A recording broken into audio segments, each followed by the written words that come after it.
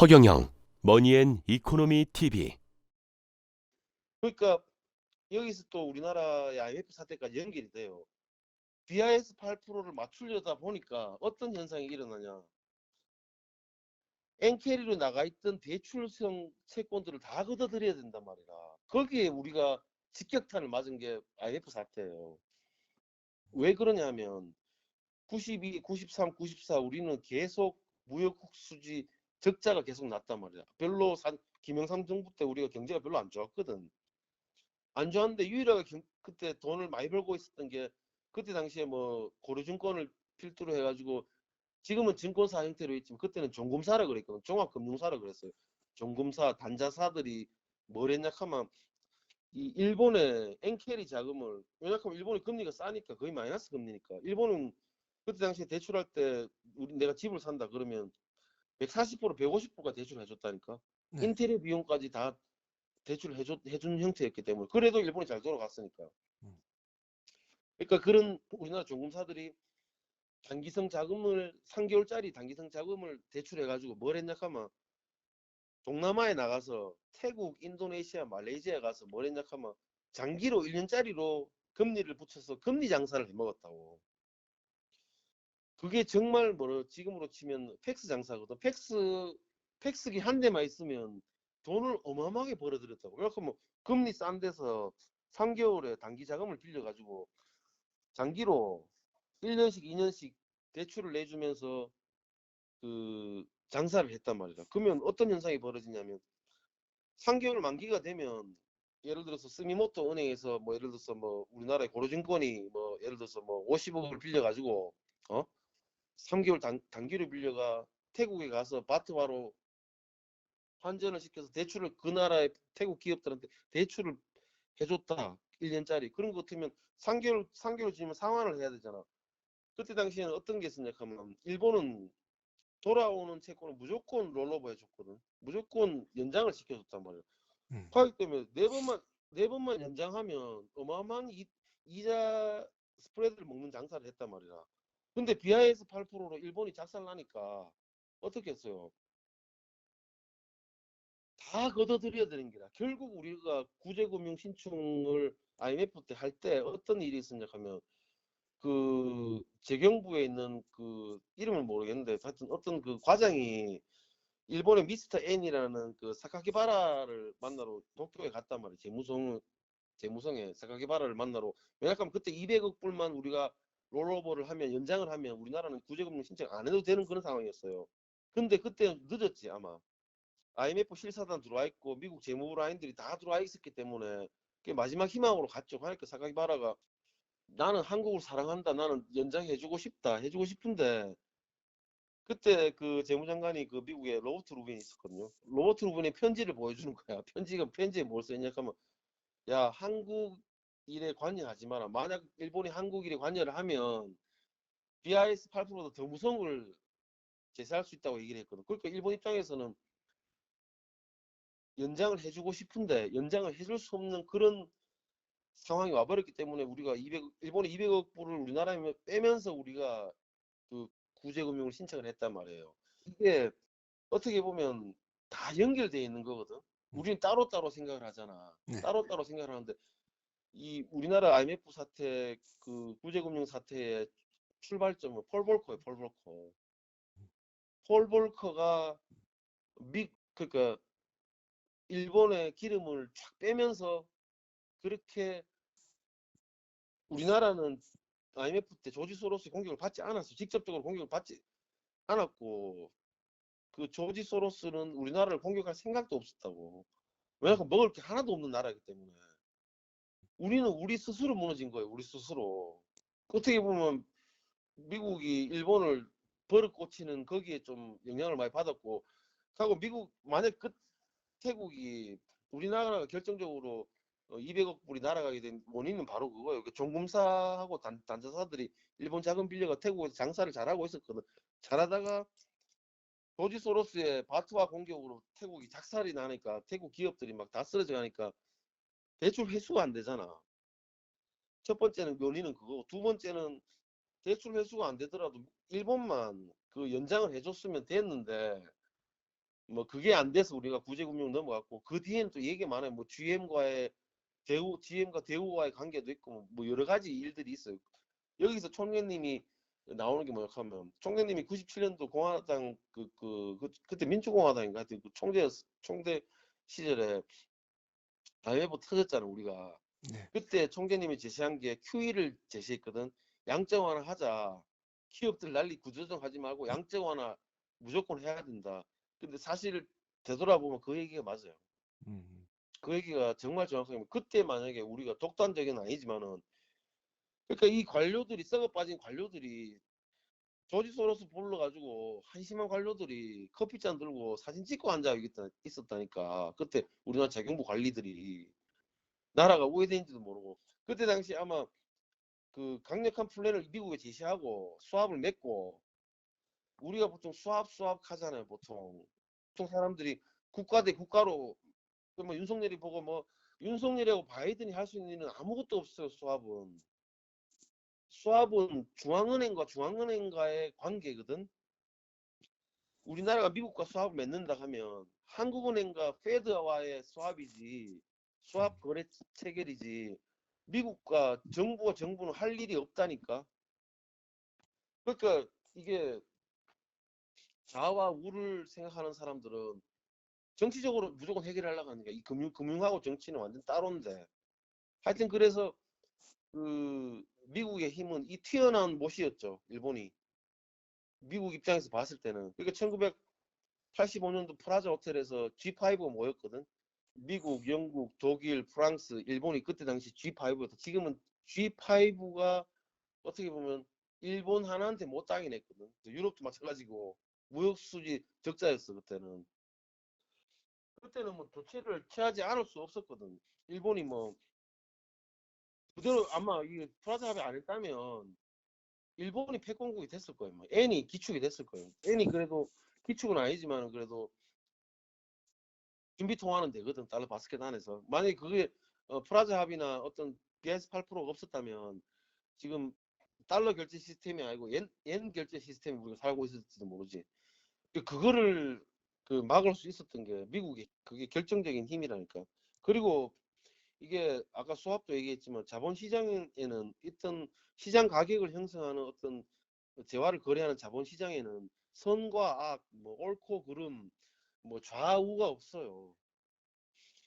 그 1985년도 그 G5가 모여서 프라자 합의를 했죠. 했고 가장 유명한 게 플라자 냅킨이라고 있어요. 그게 뭐냐면 미국 협상에 나온 재무부 관료가 마라톤 협상을 하는데도 일본이 말을 안 듣는 거야. 그때 당시에 그 엔의 가치는 256엔이었어. 250 그러니까 통화시장에서 네. 굉장히 약세로 일본이 물건도 잘 만들어. 그러니까 일본 그 종합사들 그 하느님 그 목까지 따가지고 팔 수 있다는 일본의 그 우리가 미생으로 보면 대우가 종합상사잖아. 네.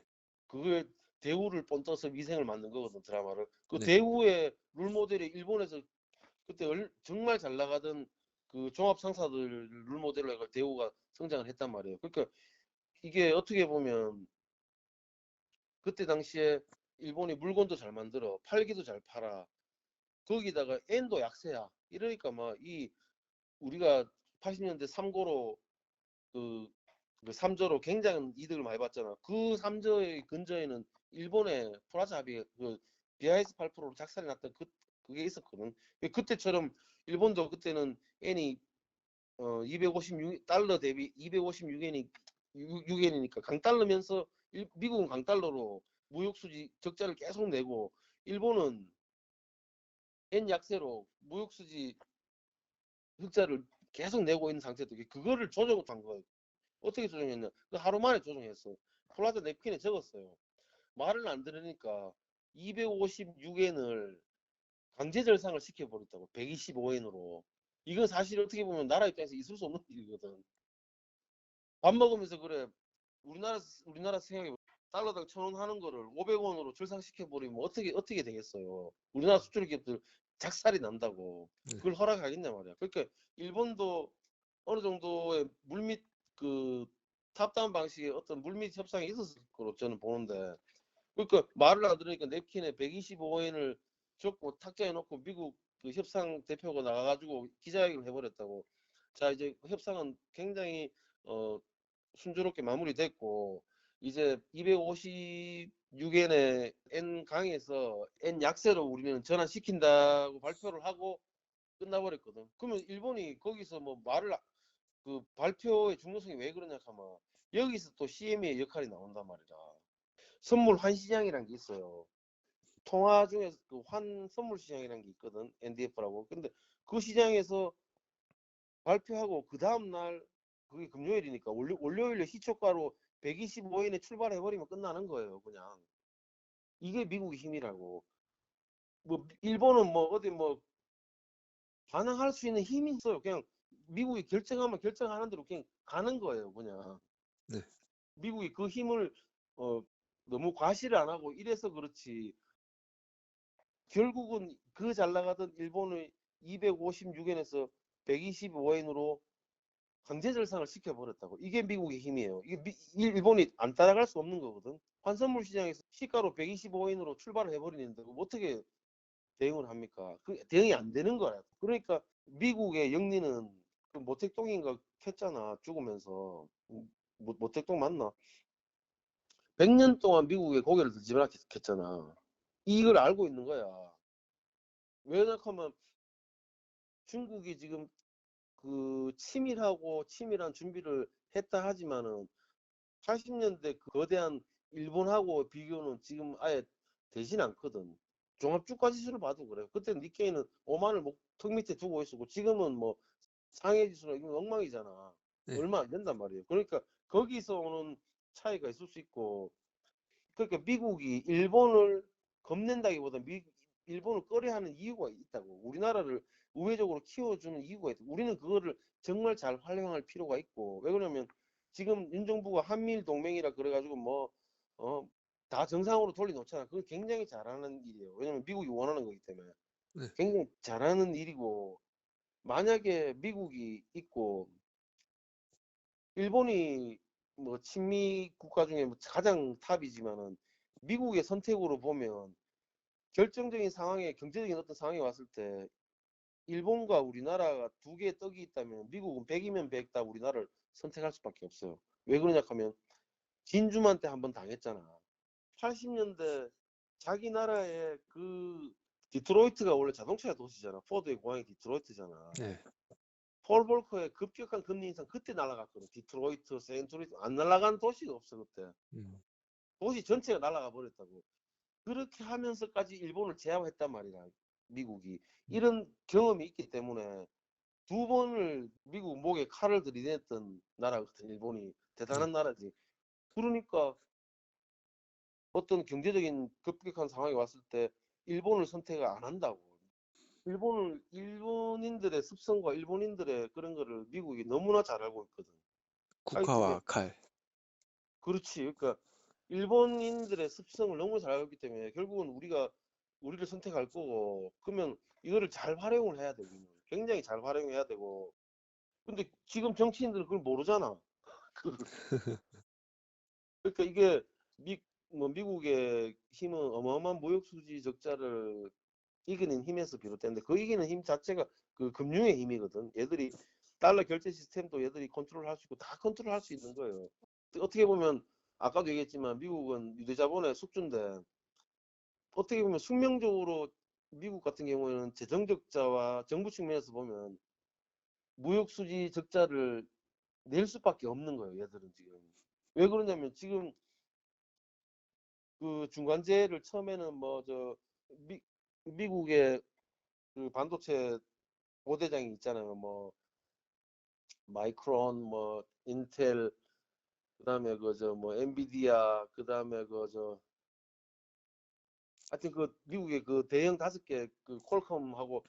5개 반도체를 하다가 일본으로 히타치하고 도시바로 이 기술 이전해 줬단 말이에요. 이 반도체를 하면 환경 파괴도 많이 되고 굉장히 좀 그렇단 말이에요. 그러니까 미국 같은 경우에는 어떤 그 여론을 얻은 거죠. 지금은 좀 나중에는 트럼프가 리쇼어링 정책으로 다시 돌렸지만은 그 전까지는 미국이 정말 좋은 환경에서 금융과 교육으로 전 세계를 컨트롤하면서 그렇게 했죠. 그러니까 뭐 그 돈은 돼도 뭐 환경 파괴하고 뭐 3D 산업들은 다 일본으로 갔고 그 일본에서 다시 또 뭐 우리나라로 왔고 우리나라에서 다시 중국으로 갔단 말이에요. 중국에서 다시 또 지금 베트남으로 갔고 근데 결정적인 그 산업군들이 옮겨지면서 미국은 계속 무역 수지 그 적자를 볼 수밖에 없거든.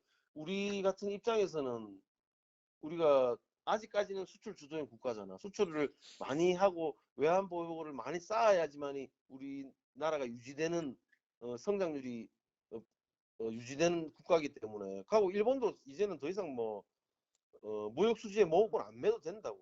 왜냐하면 미국은 일본 같은 경우에는 금융 산업이 미국처럼 엄청 발전해 있기 때문에 네. 더 이상 무역 수지 그렇게 우리나라 관점으로 보면 안 된다고. 이 금융으로 벌어들이는 소득이나 이런 것들은 GDP나 뭐 성장률에 포함을 안 시키고 있단 말이라. 포함시켜버리면 미국은 저 하늘 끝까지 날아가 있지. 스위스나 미국은. 금융이라는 건 눈에 안 보이는 거기 때문에 물건을 만들어서 파는 게 아니란 말이거든. 그러니까 일본도 산업군에서 자꾸 침체가 오고 하니까 GDP도 떨어지고 뭐 무역수지 적자도 나면서 우리한테 역전당하고 하는데 그걸 가지고 우리나라 사람들은 뭐 일본을 이겼다. 우리나라가 일본 따라가려고 하면 최하 100년은 걸립니다. 100년. 금융적으로 봐서. 이게 선택적 그러니까 우리나라 같으면 뭐 일본 같으면 도쿄 금융지구, 우리나라 같으면 여의도, 미국 같으면 월가잖아. 피거스 국가의 어떤 아까도 얘기했지만 위기가 왔을 때 우리나라는 어떤 선택을 했습니까? 피거스 국가에서 돈을 다 뺐다고. 근데 일본은 뭐를 했습니까? 컨소시엄 국부펀드를 만들어가지고 피거스 국가에 평가 절하된 채권이나 통화나 어떤 상업시설들을 어마어마하게 사들였다고. 네. 그 피거스 국가 정상화됐을 때 그 과실을 일본이 다 먹었다고. 우리는 앉아가지고 아깝다 익하고 앉아있다고. 이게 거기서부터 우리하고 일본하고의 금융적인 파워의 차이가 나거든. 우리나라는 금융 후진국이에요. 금융 후진국.